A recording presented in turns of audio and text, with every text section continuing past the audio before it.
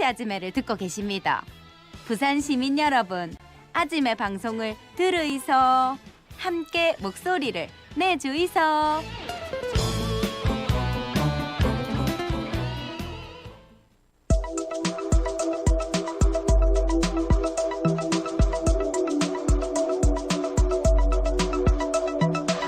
자, 자갈치 아침에답지 않은 BG가 깔리고 타이틀이 깔립니다. 왜냐면 우리가 과학을 잘 모르거든요. 그래서 과학을 좀 알자 해서 만든 코너죠. 김병진의 사이언서. 예, 우리 사이언스가 이제 우리 부산말 하면 사이언서 이렇게 되거든요. 예. 자, 부산 산업과학혁신원의 김병진 원장 함께합니다. 어서 오십시오. 어서 오십시오. 네, 반갑습니다. 오늘 노벨상 얘기한다고요? 예. 노벨상.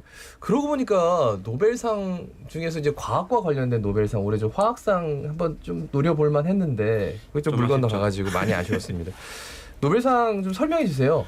예, 이 매년 10월 되면 이 노벨상이 항상 이슈가 됩니다. 왜 그러냐면 이 노벨상의 시상이 이제 매년 12월 10일입니다. 이게 이 날이 무슨 날이냐면 알프레드 노벨, 네. 우리 다이너마이트로 알고 있는 노벨의 사망한 기일이 12월 10일이고 그날 이제 우리 노벨상을 수상하긴 하는데 2개월 전에 발표하도록 되어 있습니다.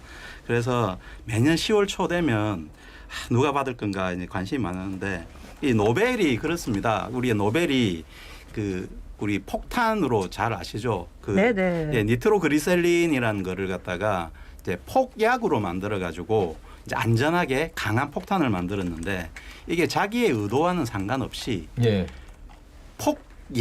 폭탄으로 쓰인 거죠. 사람을 네. 죽이는 폭탄으로 쓰인 거죠. 그게 전쟁에서. 네, 되게 예. 아쉬워가지고 자기가 번 거의 모든 재산을 이제 일종의 기부를 해서 노벨 재단을 만들고 세계 발전에 기여한 사람들한테 이제 선정을 해서 수상을 해주는 그런 재단을 만들었고요. 그래서 이게 노벨이 이제 1895년에 이제 사망을 하셨는데 네. 이제 1901년부터 해서 올해가 120회째 되는 노벨상 수상하는 거고. 예. 그래서 상금도 이제 올해는 한 1,000만 스웨덴 크로나 그래서 우리 돈으로 한 13억 정도를 1인당 네. 주는데요. 이게 120년 전에도 이 정도 수준이었습니다. 지금 가치로. 예. 지금 가치로. 지금 가치로 알고 때도 1,000만 스웨덴 크로나 그때도 그러면 엄청 그 큰 가치로는 예전에는 어마어마한 거죠. 몇 대가 이렇게 그래서 연구만 잘해도 그게 기여만 많이 해도 자기가 그동안의 것들을 다 보상을 받고도 살 수 있는 거죠. 네, 그래서 이게 이제 매년 나오는 재단의 이자 수익을 이제 가지고 그 해에 선정된 사람 좀 나눠주기 때문에 상금은 정액은 아니고 매년 조금씩 바뀌고 있습니다. 예. 이제 바뀌긴 하는데 이제 물가 상승률에서 이게 못 따라가는 거죠. 이자 수익률이. 지금은 이제 점점 가치가 좀 네. 떨어지는 거예요. 그러다 보니까 네, 대신에 이제 노벨상 수상을 한번 하면 네. 그다음 전 세계에서 강연을 하지 않습니까? 예. 기본 1회 강연료가 3,000만 원입니다. 예. 아니, 받아보신 분처럼 말씀하시네요. 받고 싶어서. 아니 뭐 이렇게 뭐 그 상의 권위라든지 어떤 사람이 받는지 어떤 기여를 했는지 인류 역사에 이게 참 중요한데 돈으로 딱 얘기 들으니까 귀에 확 오네요. 쏙쏙 들어. 네, 확 오네요, 제가. 돈 가지고요. 예.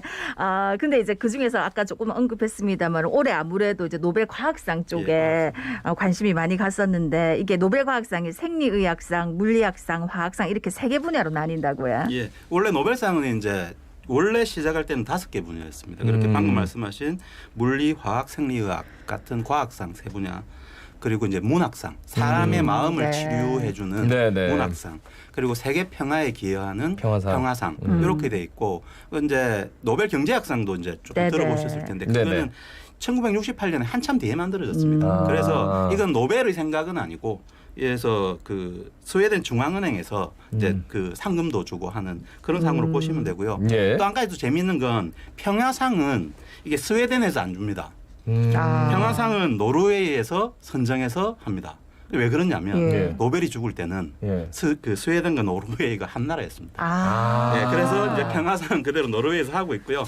그다음에 이제 방금 말씀하신 이제 과학상은 이제 물리, 화학, 생리의학이 있는데 가장 기초의학입니다. 네, 기초과학입니다. 그래서 네. 물리는 세상의 현상을 증명하는 것. 그래서 올해는 뭐 블랙홀 이런 거 있는데 첫 번째 수상자가 우리 엑스레이 찍는 엑스선을 발견했던 렌트겐이 맞았고요. 렌트겐, 네. 예. 그다음에 화학 같은 경우에는 새로운 물질을 발견하는데 이런 새로운 물질이 단순하게 발견됐다는 게 아니라 발견돼서 얼마나 인류에 많이 공헌을 했는가. 예. 그래서 이 화학상은 좀 특이한 게 또 혼자 이렇게 깊이 파야 되잖아요. 네. 단독 수상자가 많습니다. 아, 그리고 그리고- 일본에서도 이제 화학상 수상자가 예, 많아요. 네. 실험실에 딱 네. 들어가가지고 음. 한 가지를 깊게 해서 찾아내는 그리고 그리고 또 한 가지는 여성 과학자들이 좀 많고요. 음. 그다음 이제 생리의학상은 생명의 원리라든지 거기에 치료에 관계되는 그래서 원래는 생리학상이라고도 하기도 했고 의학상이라고도 했는데 예. 최근 들어서는 생리와 의학의 경계를 다 허물고 생리의학상이라는 용어를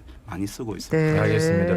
그래서 이제 올해 보니까 물리학상은 블랙홀, 화학상은 유전자 가위, 생리의학상은 C형 간염 바이러스 이렇게 뭐 요약을 할 수 있더라고요. 예. 그러니까 저는 이렇게 들으면 뭐가 뭔지 잘 몰라요.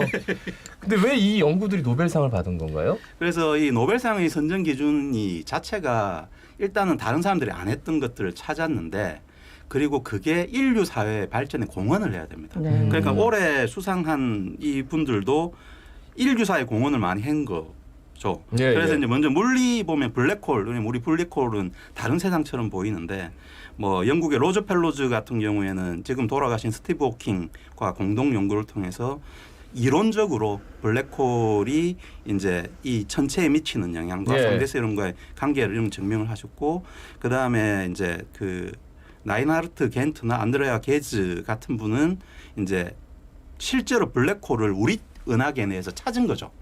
실제로 그 블랙홀이 있고 이렇다 그러면 이런 것들을 이제 블랙홀이라는 게 이 지구가 우주 속에 있는 거기 때문에 예, 나중에 예. 블랙홀로 빨려 들어갈 수도 있지 않습니까?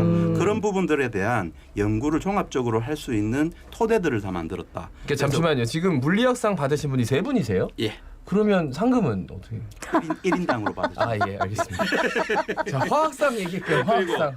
올해 제일 관심이 많았던 부분이 사실은 화학상입니다. 우리나라 네. 현택강 교수님이 또 네, 그런 얘기를 네. 했기 때문에 그랬는데 올해 그 화학상의 주 주제는 유전자 가위였습니다. 그래서 프랑스의 엠마뉘엘 사르팡티에 그리고 미국의 제니프 다우드나 뭐 이분도 있는데 이분들이 이제 유전자 가위 처음 발견한 건 아니고 이 3세 유전자 가위 중에 3세대 정도 됩니다. 근데 유전자 가위가 뭔가? 네. 예. 우리 사람의 성질을 결정하는 게 유전자라고 얘기하지 네. 않습니까? 그렇죠. DNA와 RNA로 구성되어 있는 이거를 우리 결함되어 있는 유전자도 많죠.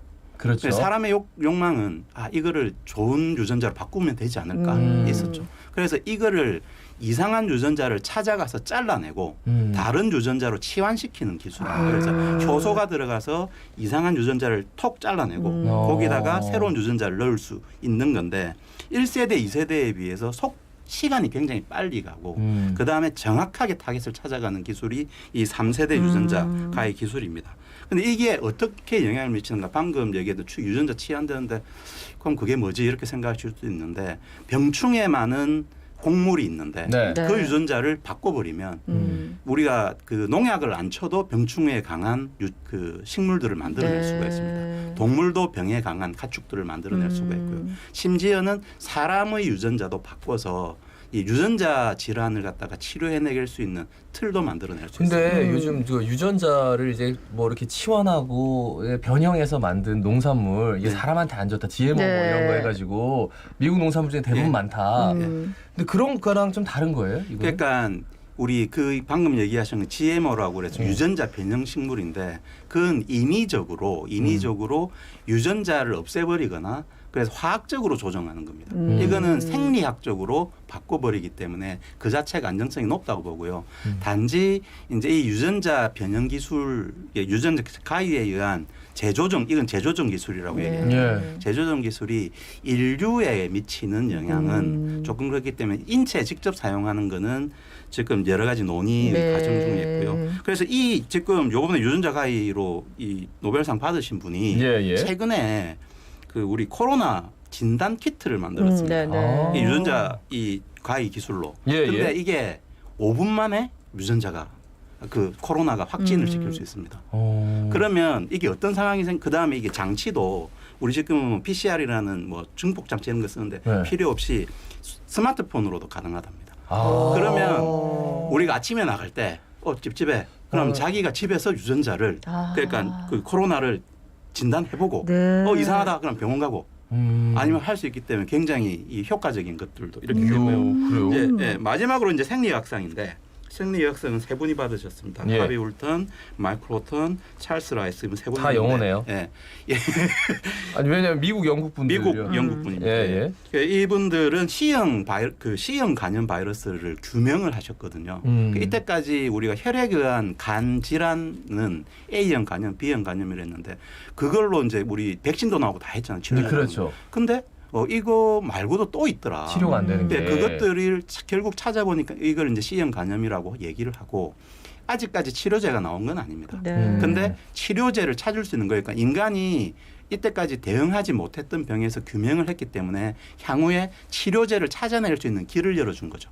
이제 그렇게 해서 이 업적들을 이제 대단한 분들이 인정을 받은 거죠. 네. 사실 뭐 올해 뭐 노벨상 뭐 이렇게 수상자가 이렇게 선정됐다 뭐 이렇게 하면은 뭐 문학상 같은 거 있으면 책이나 한번 사볼까 했지. 예. 깊이 잘 모르니까 과학은 뭐 들어도 잘 우리는 모르니까. 과학의 영역과는 또 많이 떨어져 있는. 아니 근데 올해는 그래서, 유난히 네. 이제 현택환 그 서울대 석좌 교수가 예. 화학상 후보로 유력 후보로 거론되고 있고 그 이후에 이제 수상자 발표되고 나서 인터뷰 보니까 너무 멋있게 받을 사람 받았다 이렇게 하셔가지고 네. 더 관심이 갔었거든요. 맞습니다. 우리나라 저 기초과학 부분에 참 투자도 안 하고 많이 힘들다는데 그래도 이렇게 후보 지명만 됐다 하는 걸로도 좀 가능성이 있는 게 아닌가 싶은데 어떻습니까? 일단은 먼저 이 후보 지명은 아니고 원래 이제 그 노벨 재단의 지명한 건 아니고 예. 그 미국의 이제 클래리베이트 애널리틱스라는 이런 이제 서지 분석 회사가 있는데 네. 거기에서 그 해에 이제 논문이나 이 학술적 업적이 굉장히 높은 분들을 자기들이 선별을 합니다. 그래서 이분들이 수상 확률이 높다.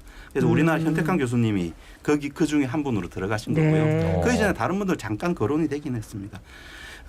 그래서 이제 어쨌든 이 어려운 상황 속에서도 우리나라의 순수 과학자가 예. 전 세계적으로 영향을 미친 건데 그래서 현택환 교수님 같은 경우에는 이제 우리 미세 나노 물질, 나노 입자를 만드는 데 있어서 승원법이라는 이제 기술을 가지고 예. 이제 그 상온에서 서서히 온도를 높여서 입자가 고르게 만들어지는 겁니다. 그래서 이게 이제 본인이 이걸로 사업을 하신 건 아니고 이걸 가지고 전 세계에 나노 입자를 만드는 회사나 이런 데 엄청난 기여를 하신 거죠. 그래서 이제 우리나라 같은 경우에 우리나라에서 지금 그 TV 디스플레이에 LED 중에서 하이 퀄리티의 QLED를 예. 만들려면 나노 입자를 만들어서 이 방막에 뿌려야 됩니다. 네. 그 현택환 교수님이 없었으면 그렇게 대량 생산을 할 수 없는 길이 있었고요. 그러니까 한 곳에서 멋있다. 예. 깊게 연구를 하시고 대신에 이런 것들이 이 산업적으로 또 많이 그리고 국제 이제 연구자들이 많이 인용을 해주면서 이렇게 존재감이 높아진 거죠. 근데 사실 이런 분들이 지금 여러분들이 좀 계십니다. 그래서 일부 좀 기대를 좀 하고 있습니다. 예. 그 노벨상 받기 위해서 어떤 환경이 갖춰져야 될지 네. 뭐 여러 질문이 있는데 그거 다 뛰어넘었고 요거 짧게 빨리 여쭤봐야 될 것 같아요. 일단 우리가 과학에 대한 인정을 좀 해줘야 됩니다. 우리는 과학 기술이라고 한 단어로 쓰시는데요. 실제로 그렇지 영어는 사이언스 앤 테크놀리지거든요. 네. 과학이 있고 기술이 있습니다. 그런데 우리나라는 과학보다는 기술 중심인 네네. 거죠. 그래서 우리 박성은 성우님께서 아까 얘기해 준 기초과학 투자를 안 한다. 네. 기술에만 투자를 하고 기초과학 투자를 안 하니까 기초과학 연구하시는 분들이 되게 배가 고픕니다. 그러니까 연구비 찾아가야 되고요. 근데 우리 최근에 통계낸 거 보면 그 노벨상을 받기 위한 연구 기간이 30년이 넘는다고 합니다. 그러면 60살에 받으려면 네. 28살에 연구를 시작해야지 받을까 말까죠. 그런데 우리나라는 30대 40대 때 연구비 받으려고 막 쫓아다니니까 안 되죠. 그래서 자, 우리 대한민국 국민도 그리고 정부도 기초과학자들의 업적에 대해서 조금 인정해주고 격려도 해주고 기다려주고 그다음에 그분들이 하는 업적에 조금 알고 그래서 네. 사이언스도 자주 듣고 뭐 이렇게 하면 야. 좋을 것 같습니다. 예. 우리가 이게 마지막에 어떻게 또 사이언서를 자주 사이언서를 들어가 이거는 갑자기 좀 아니지 뜬금없는데. 기초과학에 관심을 가져야지. 예. 아니 본인의 방송을 많이 들으라. 이게 마지막이잖아요. 참나. 자 오늘 여기까지 듣겠습니다. 고맙습니다. 고맙습니다. 감사합니다. 예, 지금까지 부산산업과학혁신원 김병진 원장이었습니다. 한지민 씨가 선택한 자동차 보험